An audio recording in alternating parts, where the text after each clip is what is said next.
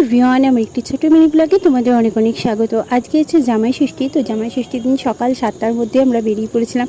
আমার বাড়ি তো একদমই কাছে, তো আমাদের যেতে বেশিক্ষণ লাগেনি। আর এদিকে সকালবেলায় মা কাজ টাজ করে দিয়েছে, আর এদিকে ময়দা মাখা হয়ে গেছে, বোন করেছে ঘুগনি আর সাথে লুচি। তো তোমাদের দাদাভাই বলেছিল লুচি ঘুগনি খাবে, কোনো চিড়ে মিষ্টি এসব খাবে না।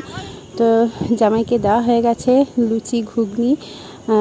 ঘুগনিটা ছিল মাটন কিমা দিয়ে করা। তো যাই হোক, আর এদিকে দুপুরের লাঞ্চের প্রিপারেশন হচ্ছে, সেটা তো বড় ব্লগে তোমরা দেখতেই পারবে।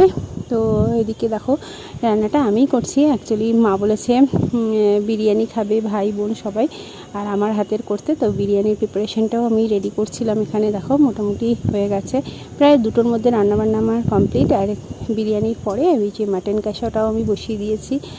তো দারুণ গন্ধ বেরিয়েছে। তো তোমরা কারা কারা এবার জামাই ষষ্ঠীতে গেলে বলো, কারা নতুন গেলে কারা পুরনো গেলে অবশ্যই কমেন্ট করে জানিও। আর এই যে খাওয়া দাওয়ার পর্ব শুরু হয়ে গেছে, কেমন লাগলো ভিডিওটি জানিও। টাটা।